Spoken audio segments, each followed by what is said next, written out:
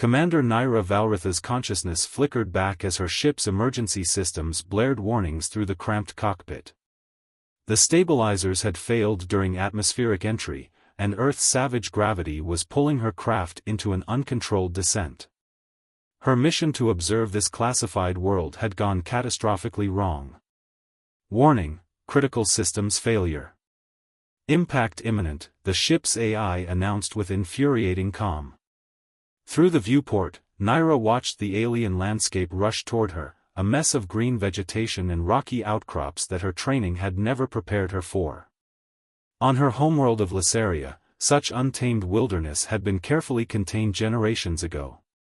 But Earth was different. Earth was what her people called a Deathworld. The impact came with a bone-crushing force that even the inertial dampeners couldn't fully absorb. Metal screamed as the ship carved a burning trail through the forest before coming to rest in a small clearing. Smoke poured from ruptured conduits, and the acrid smell of burning circuitry filled the air. Naira ran a quick diagnostic on herself: 2 cracked ribs, possible concussion, but nothing immediately life-threatening.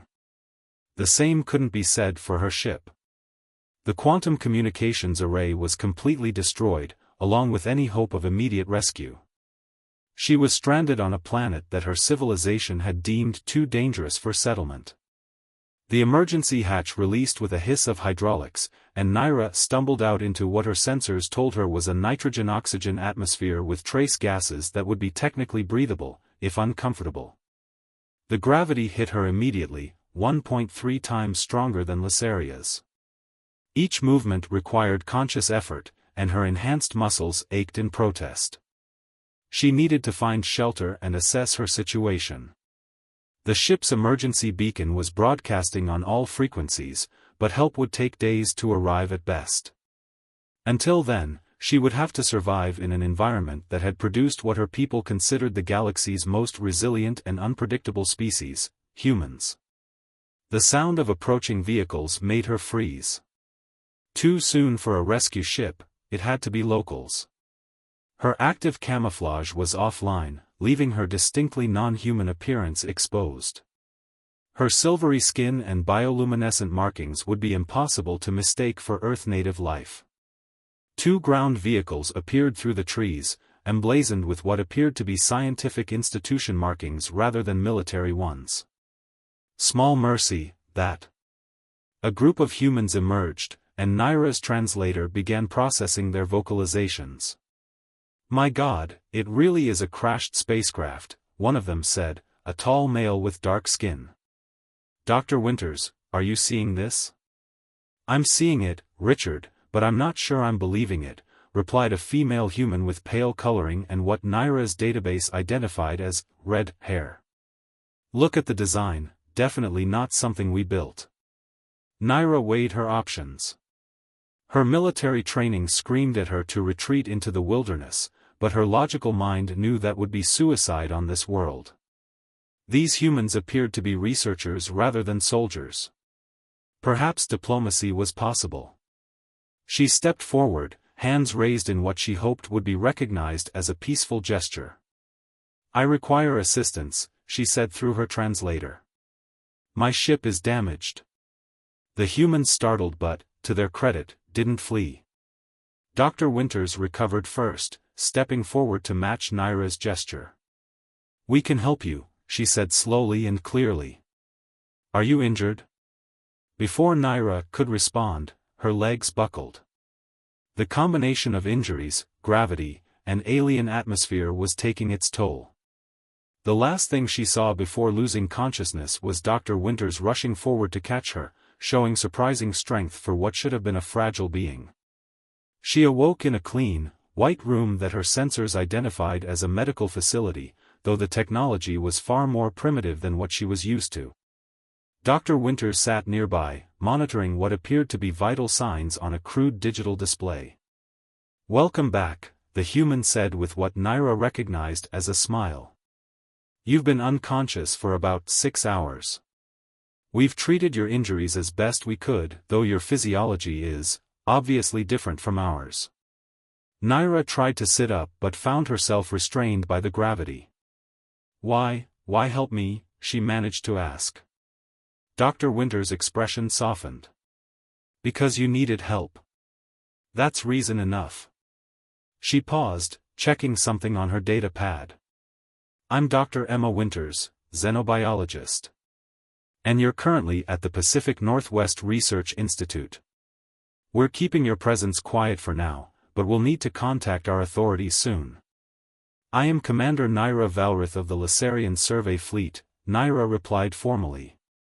"And I believe I may have significantly underestimated your species." "Oh?"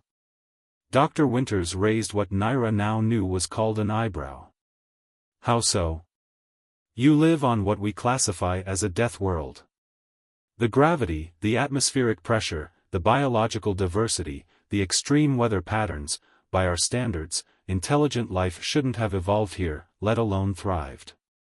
Yet here you are, not just surviving but showing compassion to a stranger who crashed into your forest." Dr. Winters laughed, a sound that Naira's translator couldn't quite process properly. "Well, Commander Valrith, I think we have a lot to learn from each other.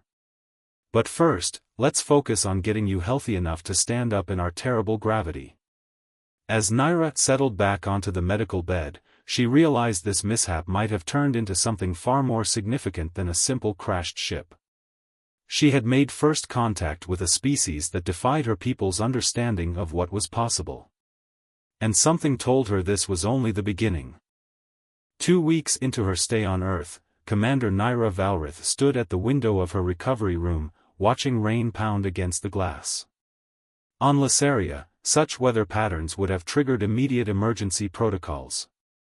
Here, humans simply pulled out devices called umbrellas, and went about their business. "Your vital signs are improving," Dr. Winters said, entering the room with a tablet in hand.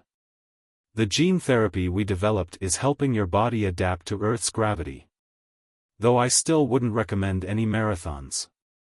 Naira turned from the window, her movements more fluid than they had been days ago. "Your species runs long distances for recreation. That alone should have told us something about your capabilities." The past weeks had been a revelation. While the Pacific Northwest Research Institute maintained secrecy about her presence, Naira had immersed herself in studying human biology and culture. What she found challenged everything her civilization believed about evolutionary development. "Dr. Winters," she began. "Emma," the scientist corrected.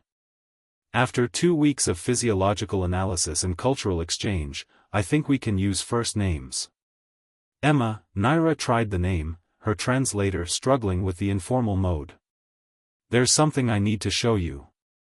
She retrieved a small holographic projector from her salvaged equipment. "This is Laceria." A three-dimensional image filled the room, showing a world of carefully controlled environments. Massive climate-regulated cities stretched across the landscape, connected by enclosed transport tubes. Every aspect of the environment was monitored and adjusted for optimal conditions. "This is how advanced civilizations are supposed to develop," Naira explained.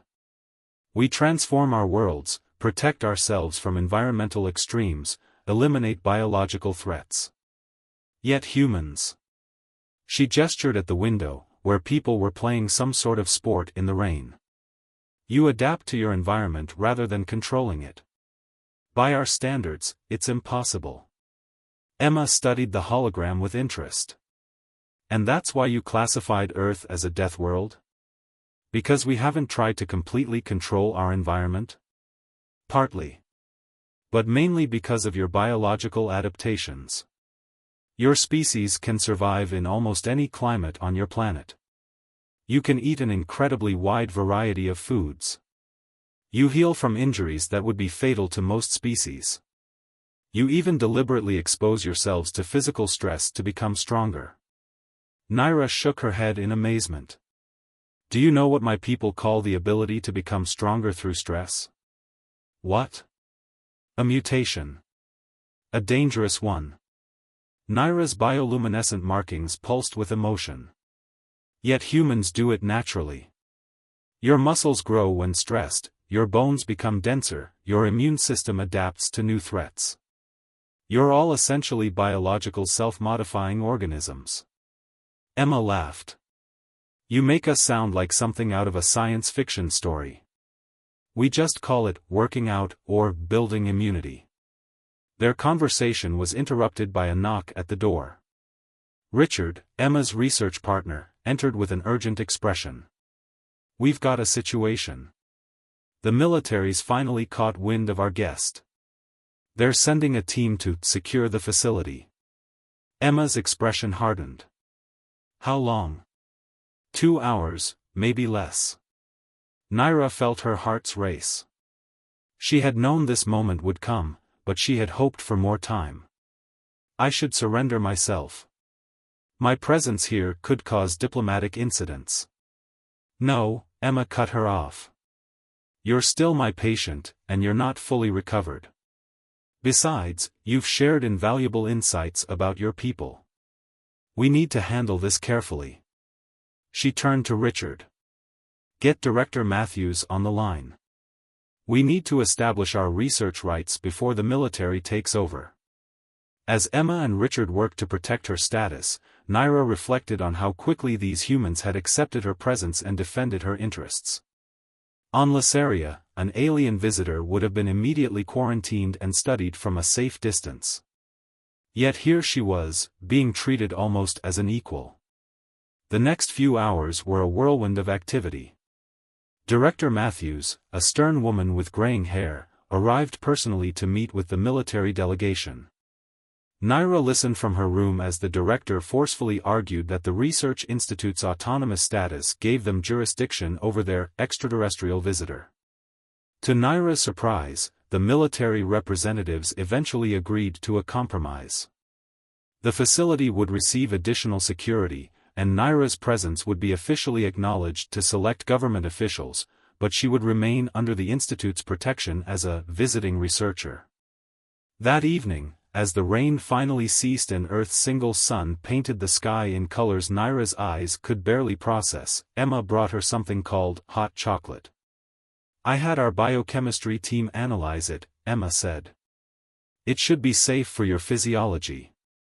And after the day we've had, I think you deserve to experience one of humanity's better inventions. Naira took a careful sip, her sensory organs flooding with new information. This is pleasant, she admitted. Though I don't understand its purpose. It provides some nutrition, but not efficiently. Emma smiled. Not everything needs to be efficient, Naira. Sometimes things exist just because they bring joy. That's another thing about humans you might want to study.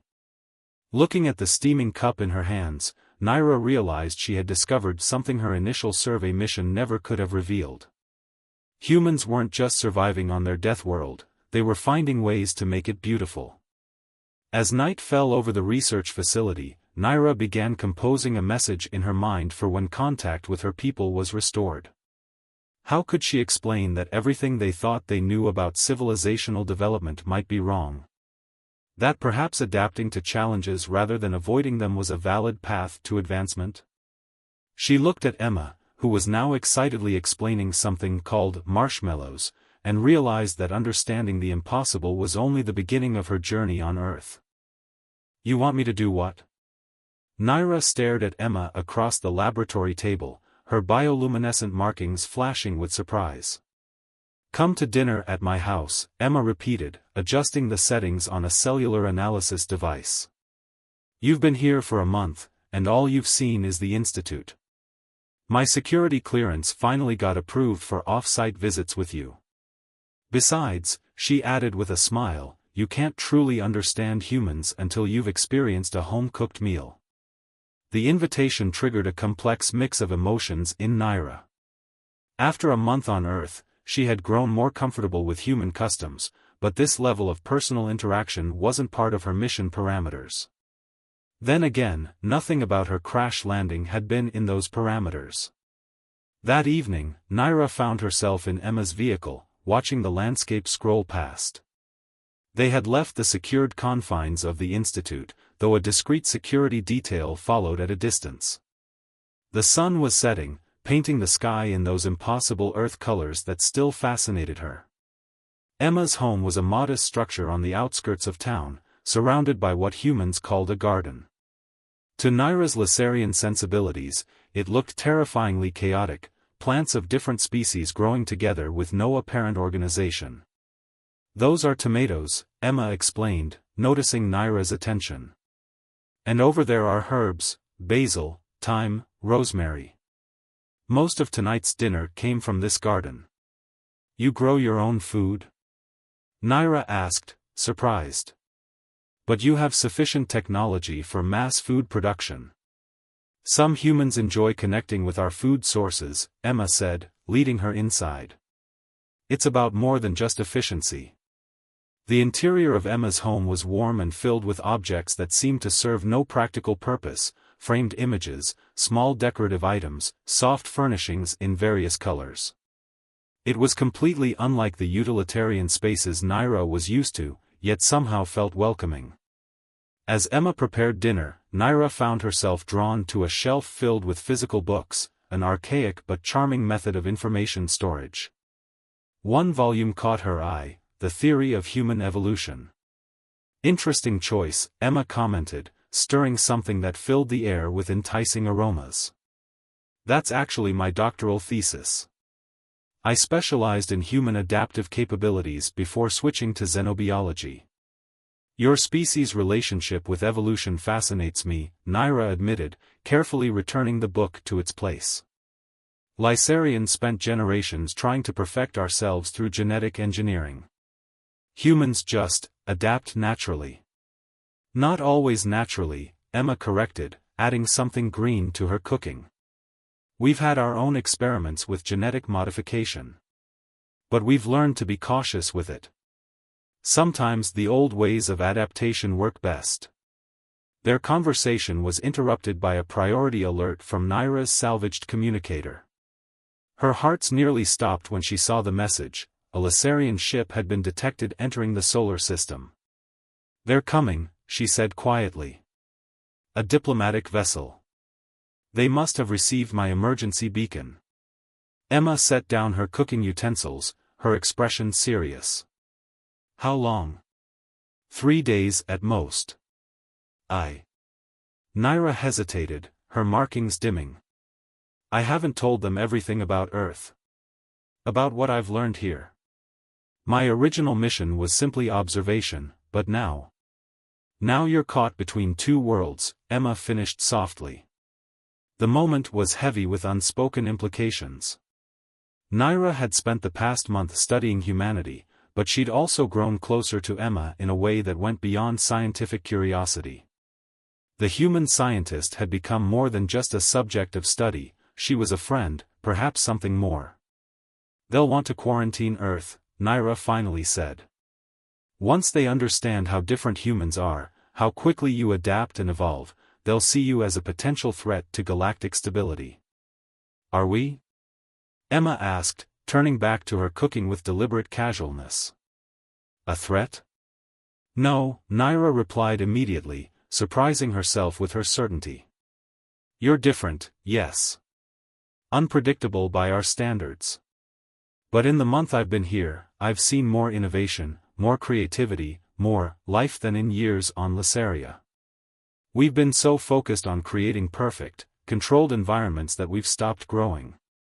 The timer on Emma's cooking device chimed, breaking the tension. "Well," Emma said, pulling something that smelled incredible from the heating unit, "let's worry about galactic politics after dinner. I promised you a home-cooked meal, and I intend to deliver." As they shared the meal, a dish Emma called lasagna, that challenged everything Naira thought she knew about food, they discussed strategies for the upcoming diplomatic contact. Emma's scientific credentials might help, presenting humanity's adaptability as an advantage rather than a threat. "Your people value efficiency, right?" Emma asked, serving something called tiramisu for dessert. "Then show them how human adaptability could benefit galactic civilization. We solve problems differently because we evolved in a challenging environment. That's not a threat, it's an opportunity." Looking at Emma's earnest expression, Naira felt a surge of determination. She had come to Earth expecting to find a primitive death world. Instead, she had found something extraordinary, a species that turned adversity into strength, chaos into creativity, and strangers into friends. As the evening drew to a close, Naira realized she no longer felt the constant strain of Earth's gravity. She had adapted, just as humans did. Perhaps that was the greatest lesson she could share with her people, that adaptation wasn't a weakness to be engineered away, but a strength to be embraced. The drive back to the Institute was quiet, both of them lost in thought about the challenges ahead. But when Emma reached over and squeezed her hand in a gesture of human comfort, Naira knew which world she would fight for if it came to that. The Lasarian diplomatic vessel descended through Earth's atmosphere with far more grace than Naira's crash landing had shown. Its sleek silver form touched down on the Institute's landing pad, barely disturbing the air around it. Naira stood at attention beside Emma, both of them flanked by a mix of human military personnel and scientific advisors. High Counselor Thalen emerged from the ship, his elaborate environmental suit marking his status. Unlike Naira, who had adapted to Earth's conditions, the diplomatic team wore full protective gear.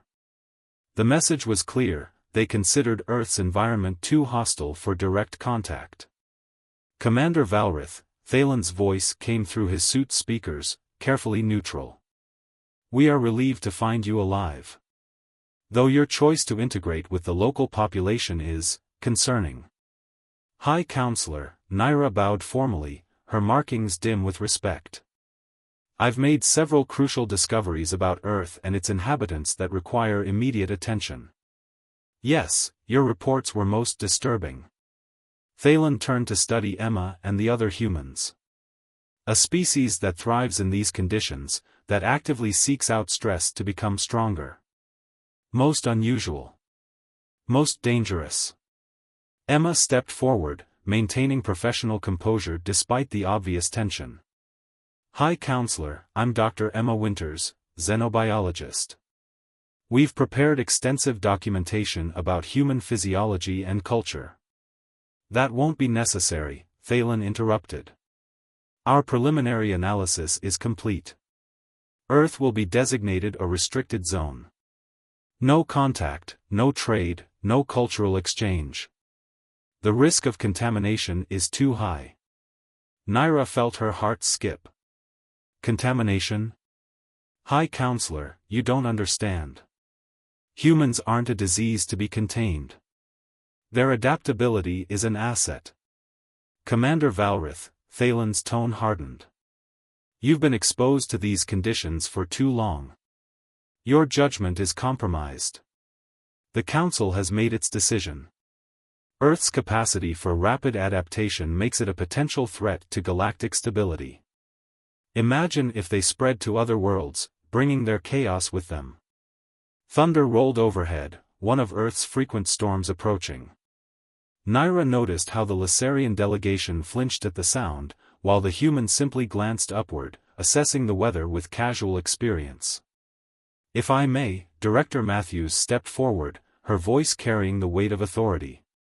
"You speak of chaos, High Counselor, but I see something different. I see a species that has learned to dance with chaos rather than fear it. Every challenge we've faced has made us stronger, more innovative." "Precisely our concern," Thalen replied. "Your species doesn't respect natural limitations. You push boundaries that should remain fixed." The storm broke overhead, rain beginning to fall. The Lasarian delegation hurriedly retreated to their ship's shelter, but Emma stood her ground, letting the rain fall on her upturned face. The contrast couldn't have been clearer, one civilization hiding from nature, the other embracing it. "Commander Valrith, you will return with us immediately for debriefing and decontamination," Thalen ordered. "The quarantine protocols for Earth will be implemented within the standard cycle." Naira looked at Emma, seeing the pain and determination in her eyes. In that moment, she made her decision. "No." "Excuse me?" "I said no, High Counselor." Naira stepped closer to Emma, her markings pulsing with emotion. "You're making a mistake. Humans aren't a threat to be contained, they're the wake-up call our civilization needs. Commander Valrith, this is borderline treasonous, Thalen warned. Then let me be a traitor, Naira replied, her voice growing stronger. Because I've learned more about adaptation and survival in 1 month on this Deathworld than in all my years of training. These humans you fear? They created art and music in the midst of survival. They built communities despite their differences. They reach for the stars not because they've mastered their environment, but because they've mastered themselves. The rain was falling harder now, but Naira barely noticed. She had adapted to this world's weather, just as she had adapted to its gravity. Just as humans adapted to everything life threw at them. You have 24 Earth hours to reconsider your position, Thalen said coldly. After that, you will be considered compromised and dealt with accordingly. He retreated to his ship, the delegation following quickly. As the ship's hatch closed, Emma turned to Naira. You didn't have to do that. Yes, I did. Naira watched the rain create patterns on the landing pad. Because they're wrong about Earth. About humans. About everything. Director Matthews cleared her throat. Well, it seems we have 24 hours to prevent an interstellar diplomatic crisis.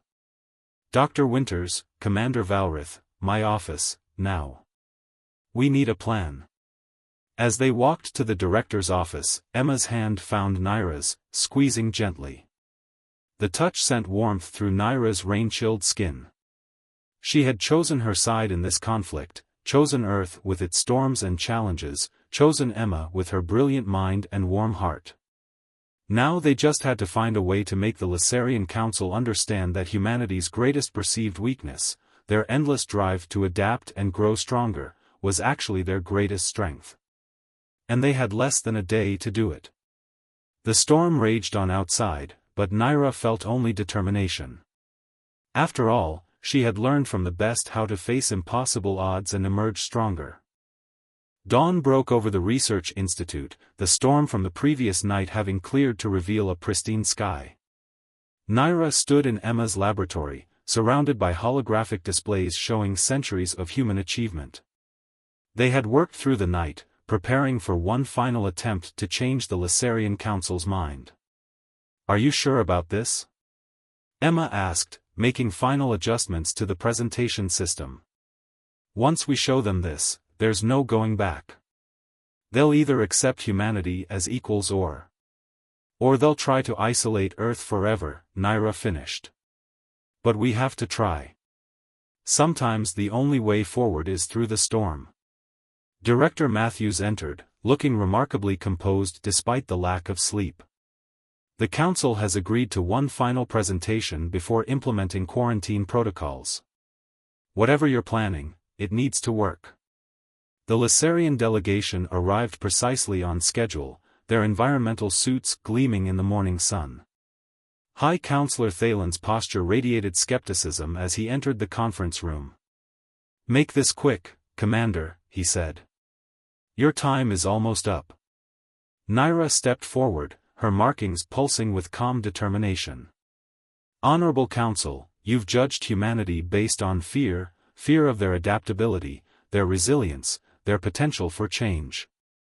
But let me show you what that adaptability has achieved. She activated the holographic display, filling the room with images from human history. This species went from first flight to landing on their moon in just 66 years. They cured diseases that once decimated their population. They've survived climate shifts, natural disasters, and their own mistakes, growing stronger each time. Yes, Thalen interrupted, they're dangerous precisely because they don't give up? Naira challenged. Watch this. She nodded to Emma, who initiated the next phase of their presentation. The room transformed into a virtual reproduction of a human medical facility. This is happening right now, Emma explained, stepping into the hologram.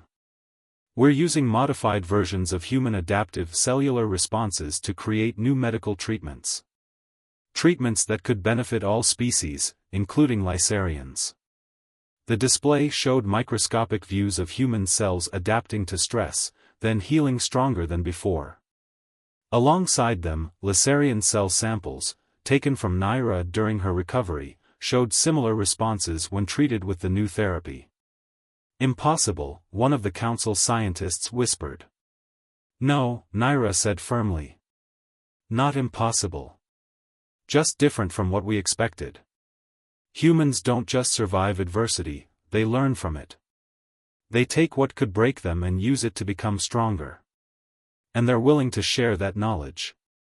Emma brought up another display, this one showing the results of their month of collaboration.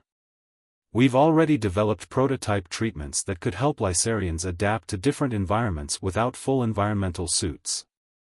Imagine the possibilities for exploration, for colonization, for growth." "Growth?" Thalen scoffed. "We achieved perfection centuries ago." "Did we?" Naira challenged. "Or did we just stop growing? Look at us, hiding in our environmental suits while humans walk freely on their Deathworld. We engineered ourselves into a corner, counselor. We became so focused on creating perfect conditions that we forgot how to adapt when conditions aren't perfect." She walked to the window, gesturing at the garden where she and Emma had spent many evenings talking. Humans garden not just for food, but to connect with their world. They create art not just to document, but to inspire. They reach for the stars not because they've mastered their environment, but because they refuse to be limited by it. And yes, she continued, her voice growing stronger, they're unpredictable. Yes, they adapt and change. But that's exactly why we need them. The galaxy isn't a controlled environment. It's vast and chaotic and full of challenges we haven't even imagined yet. We can either hide from those challenges or learn to face them, together. Emma stepped forward, standing beside Naira. "We're not asking for unrestricted access to the galaxy. We understand your concerns. But isolation isn't the answer. Let us prove that our adaptability can be an asset, not a threat." Thalen was silent for a long moment, studying the displays of human achievement and the results of their collaborative research. Finally, he turned to his fellow council members, speaking in rapid Lysarian. Naira held her breath, her markings dimmed with tension. Emma's hand found hers, squeezing gently. "Commander Valrith," Thalen said finally. "Your behavior has been unorthodox, but perhaps that's appropriate when dealing with an unorthodox species." He turned to Emma and Director Matthews. "We will need time to verify your research, but the Council is willing to consider a limited cultural and scientific exchange program. Under strict supervision, of course." Relief flooded through Naira. It wasn't complete acceptance, but it was a start. A chance to build bridges between worlds. "And Commander Valrith?" Thalen added. "Your request for permanent assignment as cultural liaison to Earth is approved. Someone who has adapted to this world may be useful in facilitating future relations." As the delegation departed to begin diplomatic proceedings, Naira turned to Emma, her markings glowing with joy. "We did it." "We did," Emma smiled. "Though I suspect this is just the beginning." Later that evening, they stood in Emma's garden, watching Earth's sun paint the sky in colors that no longer seemed impossible to Naira's eyes. She had adapted to this world's gravity, its atmosphere, its storms. But more importantly, she had adapted to its way of seeing the universe, not as something to be controlled, but as something to be explored and embraced. "What do you think will happen now?" Emma asked, planting something new in her garden. Naira watched the seedling disappear into the soil, knowing it would grow stronger for having to push through the earth. Now we grow. Together." Her markings pulsed with contentment as she added, "After all, that's what humans do best, finding strength in challenges and beauty in the unknown." Above them, the first stars began to appear in the darkening sky. Somewhere up there, two civilizations were beginning to learn from each other, breaking down barriers that had seemed insurmountable. And here, in a garden on what her people had once called a Deathworld, Naira had found something she never expected, not just adaptation, but transformation. Earth's single moon rose over the horizon, and Naira smiled, thinking of how far she had come from that crashed ship in the forest. Sometimes, she realized, you had to fall to learn how to rise stronger. It was a very human lesson, and one she was grateful to have learned.